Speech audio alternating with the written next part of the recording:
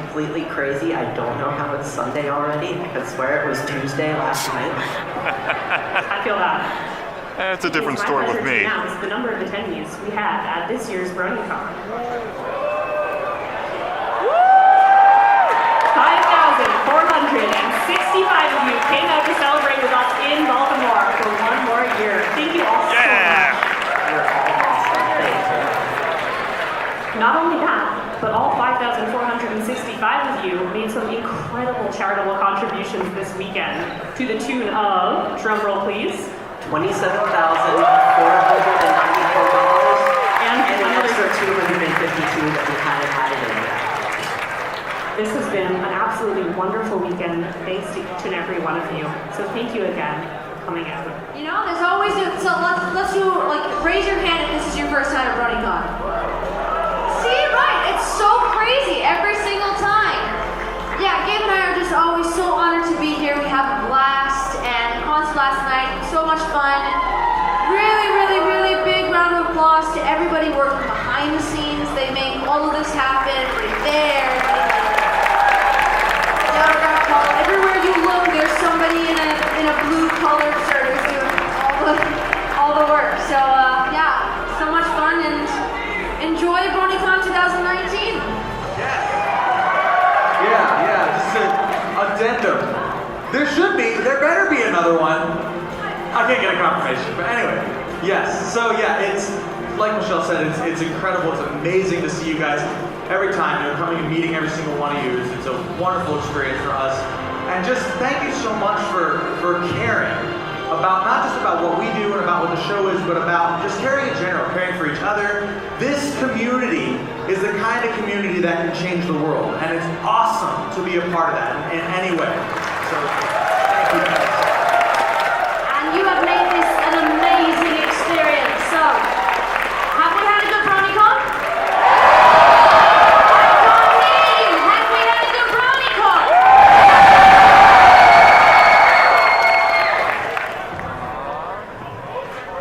All right, everyone, let's talk about next year. Next year, we're going to make history.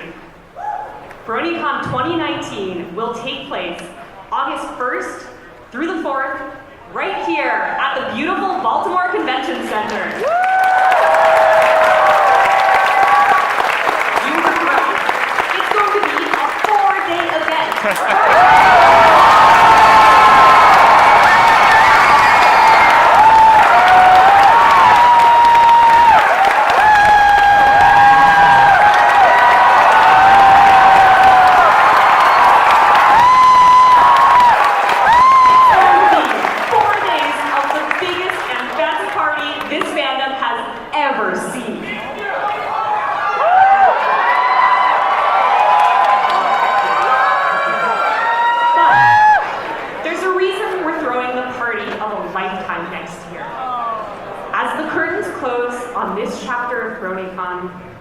We're also choosing to end the event next year. Bronycon started small, and it grew into something bigger than any of us could ever have imagined. And although we could return to our smaller roots, we feel if we did that, we would no longer be Bronycon. So instead, we want to send Bronycon out with the giant celebration it deserves. We're going to need every last one of you to join us in building one last weekend to remember. Because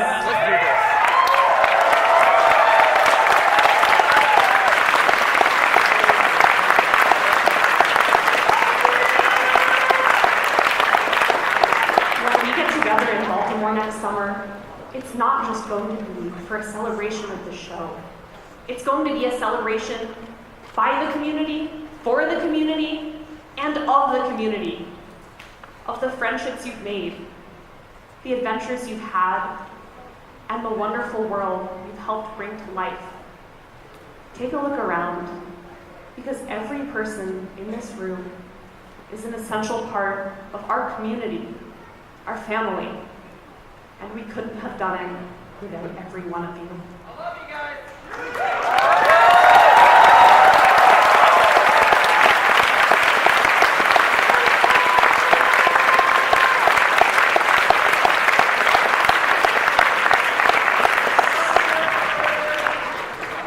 So if you're able to join us, start thinking about what you're going to do to make your final Bronycon special. Start thinking about what would make it a weekend you'll remember for the rest of your life, and then do it. Help us make history, help us make memories, and help us give Bronycon the send-off it deserves. I hope you can join us in Baltimore next summer, because together, we're going to build something beautiful one last time. Thank you, and we'll see you next August.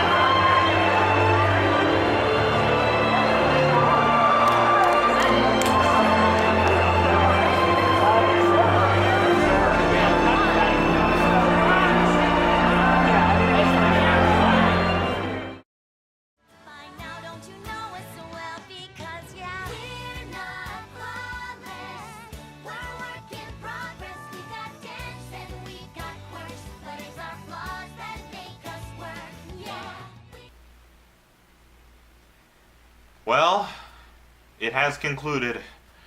Bronycon 2018 is now over, and this is going to be a really interesting after-speech section of this day. I'm going to begin with some pretty alarming and horrifying news I was told at the closing ceremonies. They said that next year's Bronycon is going to be 4 days, and of course we all cheered. We're like, oh wow, a Bronycon with 4 days? I mean, how can you go wrong with that? And then they all look pretty serious and actually pretty sad. And the person holding the mic says that apparently the 2019 Bronycon will be the last one. Yeah, a lot of people reacted with groans, of course. I heard some people booing, of course, at the idea, not them. I don't know, like, there was a lot of mixed reactions. I mean, I could literally feel the surprise and somewhat horror in the way people were feeling in that ceremony. I mean, they did say, you know, next year, let's make it the best. Let's give Bronycon the send-off it deserves. And with that news, I mean, if this doesn't turn out to be a prank, but I really hope it is a prank, but if it turns out this is not a hoax and it is actually true, then you better believe I'm going to be at the next one. So I just really hope it's maybe they're playing a huge test or a prank on us. Maybe they're testing how devoted we are to this or how loyal we are to this. I mean, I know that's a wild theory and that's probably unlikely, but I'm pretty sure you know where I'm coming from here. I just really hope that this isn't actually so, because I took some time thinking about it before I took my camera here, and honestly, being real with you, I sincerely don't know what I do after Bronycon comes to an end. I mean, of course I'll still be a brony. I mean, being a brony is what saved me from suicide, but still, I mean, without that outlet, without that opportunity to be in such a big place with so many people from your own fandom and, you know, cheering things on and sharing ideas and everything, I'll just be honest, I'm just not ready for it. I've tried to remain calm about it. No, I didn't have a breakdown. I didn't like cry or anything or resort to depression because I'm going to be talking about something more positive after I get through this part of the speech, but I'm just saying I just really didn't know how to take that. I mean, obviously, first instinct, yes, I'm definitely going to be on the road back here in 2019 because if I get news like this, then next year I'm getting my back down here. But what I'm just gonna say, if this is so, it'll hurt. I'll admit it. It'll hurt. It'll be hard. It'll be hard to go through. But I am going to try to stay true to what they asked of us, you know, to me and all the other people who will be able to go, that I and everybody else makes it the greatest send-off ever, that we give it the send-off it deserves, because they say it's not just making the last con great. It's all a matter of the celebration of everything we've been through in this fandom. Celebrating the show, how far it's come, celebrating, you know, as off-topic as it may seem, but it is, celebrating all the friendships we've made in this fandom, because obviously that's the whole point of the show, but I'll say it. I'll just say it. I'm not ready for it. I'm sorry, I'm just not. I mean, and this really shows how far I've really come, you know. If I heard this news like back in the year like 2015 or 16 or something, I would probably resort to depression, but here I am, you know. It hurts. For me, it hurts to hear that. It does. But if it is actually true, I will try much harder to make the best of it. I mean, I did try hard to make the best of it this year, but I told you guys what happened, you know, it was kind of lacklustering, but I'm about to talk about, you know, my most favorite part of the whole convention, which took place today in a moment, but anyway, to stop repeating myself as soon as possible, if the end is coming, I'll try to be ready to take it, and if it's not, I'll be glad. But, okay, enough about that. And, you know, I'll do more research about it later. I'm just saying this, you know, just out of, you know, what I heard at the closing ceremonies. So, you know, if I do more research, maybe this whole speech will be proven wrong, and thankfully I'll be wrong. But, I mean, it really did look like they were being serious about it. But then again, they could just be really good actors, and they could just be playing a year-long prank or test on us, but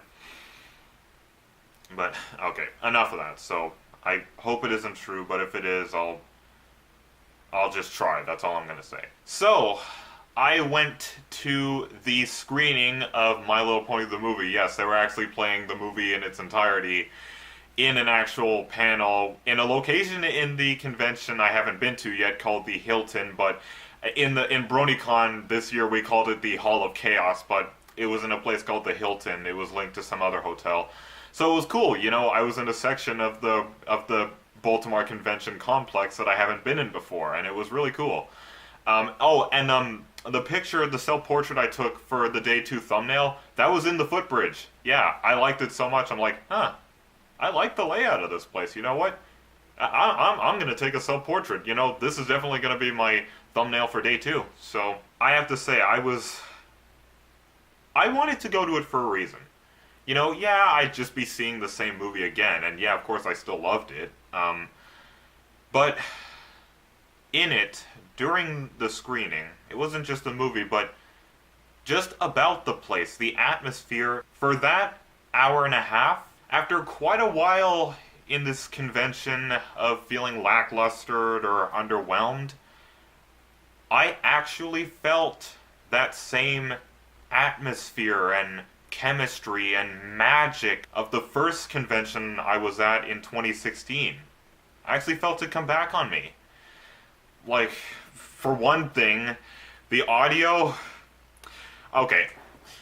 When I saw the movie a couple more times in theater back in Ottawa, I guess it was for like the infants there, but the audio was turned down quite a bit to a point where I could just barely make out what the characters were saying, and the songs were also pretty quiet, but they actually had the volume quite cranked up. Like, I could not only actually hear what the characters were saying better, but the songs, and they had a lot of bass in the microphones as well. The songs were very bassy, and of course they were always upbeat, but they felt enhanced, if you know what I mean.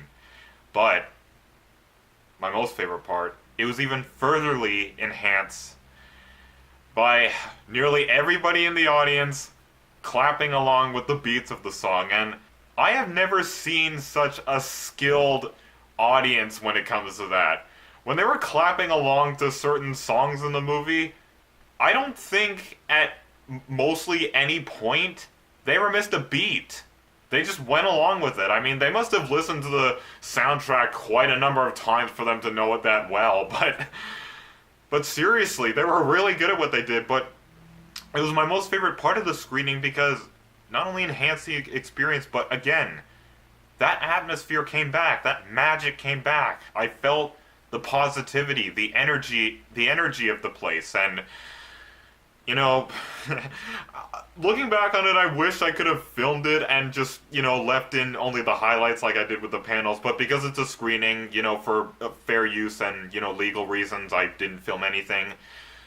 But at least I do have the memories to share. And I know that doesn't really mean much, but it was just absolutely amazing. And and really the audience reaction to a lot of the things, like, they don't have to agree with all the same things, but they were pretty much thinking the same thing as me. Like, for example, when Grubber says, you know, near the beginning of the movie, like, "Put your hooves together for Commander Tempest!" And when she was actually stepping off the airship, everybody started applauding. Like, even though she was, you know, an antagonist soon to be reformed, people were still clapping for her, and I knew why. But even if I knew why, I didn't care. I still loved it. Because I knew the reason why everybody, including me, was clapping was because this is a new character we were all introduced to that we all really liked. You know, she was unique, she was relatable, but most of all, Tempest was our new favorite edge horse. I know that is the prime reason why everybody was clapping. But still, I mean, it was absolutely amazing. And I remember hearing everybody laugh at that little Hasbro toy joke, you know, where they go, "Hungry hippos," and then they all look at each other, and of course everybody laughs at that. Like, I know not everybody likes Hasbro toy jokes, but come on, you gotta admit, that was pretty clever. And also, one really good part of the screening was when the song "Open Up Your Eyes" was playing, I didn't hear anybody clapping along to it. Like, you know, I know the pacing of the song is not really meant for it, but what I realized, you know, nearly everybody was just sitting still, just taking it all in, like, because that's how good the song is. I mean, I know that may not be the case for everybody, you know, maybe they're just silent because maybe it's their least favorite, but for me, I mean, I was definitely quiet throughout the whole thing. I was just taking it in. I mean, the song sounded a lot more emotional and intense, especially with the good speakers they had, unlike the theaters back in Ottawa, with the good speakers they had that actually enhanced the experience and actually made it feel like he was really loud and everything. So, of course, everybody clapped along to Rainbow, you know, from Sia at the end.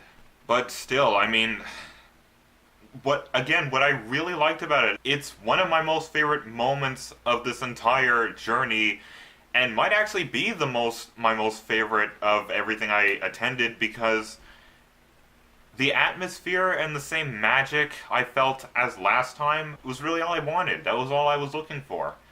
And I got it there, so yeah, I mean, even though I was watching the same movie, and, you know, I wouldn't have cared anyway, because I still think it's an absolutely timeless film, but still just being there with everybody from the same fandom, you know, unlike back in Ottawa, where It's usually just parents. There's very few bronies there, very few adult or at least teenage bronies.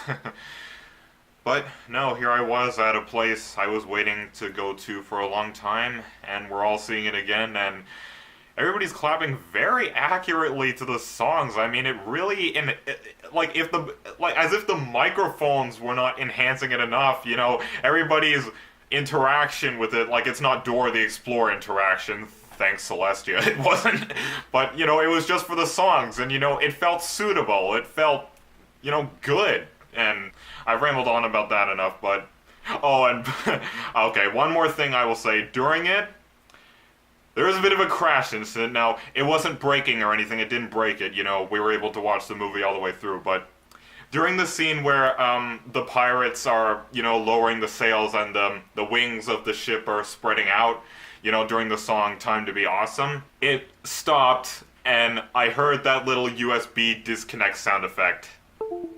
And of course everybody started going boo, like in a playful way, and I saw one of the convention staff just running back up, just trying to get started again. And I'm pretty sure, at that very moment, they were probably thinking to themselves, come on, I gotta get to that part again and play it. Otherwise, all the bronies and Pegasisters standing just in front of me are gonna have a stampede and they're gonna run over us. I'm sorry, that's just a little pony trotting joke I came up with. But still, I mean, they must have been thinking that in their heads. I mean, somehow, even though they didn't express it openly. But another positive thing about that, you know, other than it being funny, you know, they played the movie back from where the second chorus of the song was playing, which is actually my most favorite part of the song, and everybody was still clapping along with it. I'm like, inside I'm thinking, oh, thank you, that was actually so emotional, you know, how all the pirates and all the main six are singing that line in the song, we see the light filling up our skies, you know, all together, along with everybody clapping, getting to hear that again thanks to just one little glitch that happened. I never thought I'd be thanking a glitch, but thank you, glitch.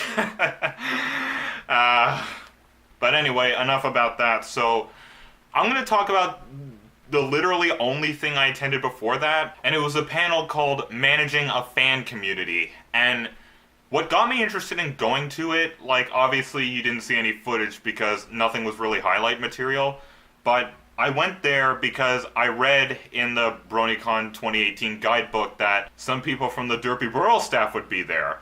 And I'm like, oh, okay, so other than them talking about, you know, their life as an administrator or a moderator or whatever they are, they're going to talk about Klopp at some point?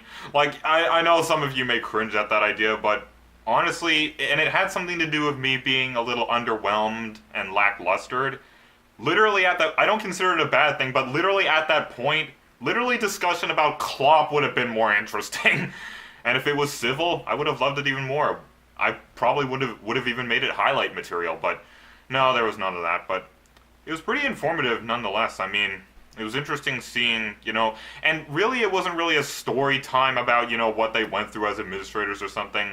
I mean, it was literally titled How to Manage a Fan Community, so I guess I should have thought that through, but it was cool seeing, you know, the tips they had for people who maybe in the future want to start an MLP-based, you know, website. So, yeah, it was interesting.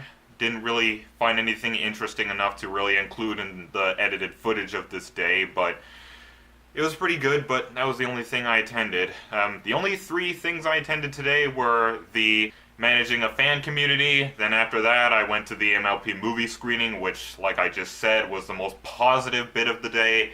And yeah, there was the closing ceremonies, which for the most part were positive. You know, music was blasting and everything, and they were saying thank you for coming and everything.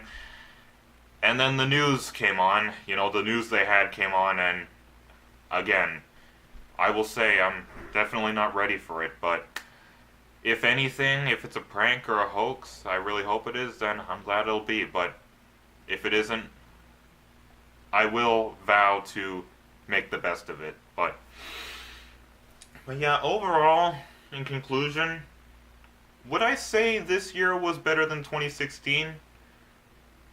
Well, I don't even know. I mean, the screening of the MLP movie obviously really cheered me up. It gave me that vibe I wanted. It just gave me the atmosphere I've been waiting for so long. So, with me being cheered up by that, I don't think I would say this year was as worse as 2016 was. Like 2016, like you remember, I absolutely loved it. Would I say I loved this year? Well, the first day was alright. Like, you know, things were coming well together.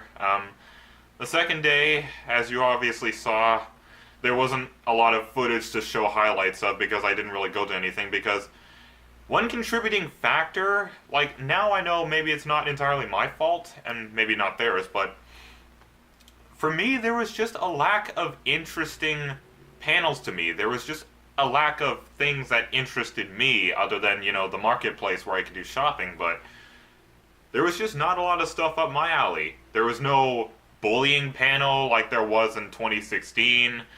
There was no... I mean, obviously the ages would be up for it, but hey, I'm over 18, but literally a clopping panel, like I said, would have also been both entertaining, and if we ended up having a civil conversation, that would have been great as well. That would have been highlight material as well, but no, it was really just a few things that interested me, and I know for a fact that's what contributed to a good percentage of this trip being pretty underwhelming and lacklustering compared to 2016, but if anything, if that whole horrifying news about the 2019 Bronycon being the last one is actually true, I will fight harder to make the best of it. Like, you know, again, maybe it could have been me. Maybe I didn't have the best attitude this year, but then again, maybe it really could just be because, you know, there was a lack of things that interested me. But even if it is like that in 2019, which I highly doubt it because it's going to be 4 days, still, I will fight harder to make the best of it.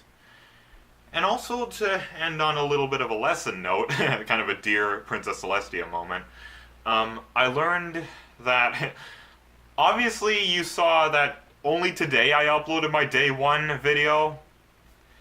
It's because I spent a long time editing that. On the first day, I literally spent until about 6 in the morning editing that, and I wasn't even finished. I only got 2 hours of sleep until I woke up at 8. How I managed to stay up for that day, I don't know. Maybe I was just so hyped, and because I wanted to stay awake for something I've waited so long for, I guess I was just miraculously able to do it. Maybe Celestia gave me strength or something, I don't know. But lesson I've learned, and it's something I really should have implemented from my experience at the 2016 Bronycon. From now on, I'm going to be saving all of the videos as a whole and the editing of the videos for when I get back home, because it's something I'm more used to. Like, obviously I had an editing software on the current laptop that I'm being loaned by my mom right now, and obviously I got that little mouse pad with Tempest on it, which I showed in my day 1 video with, so that's made editing easier. But lesson learned, if I want to get a good night's sleep at Bronycon, or the last Bronycon, or hopefully Bronycons from now on, I'm saving all of the editing for when I get home. And besides, I've gotten better at editing anyway, so it's not like it'll hurt anything, so... And yeah, if you haven't noticed, in the description of my day 1 video and in the descriptions of the day 2 to 3 videos, there will be a table of contents with clickable timestamps in them, also with labels next to them telling you what they are.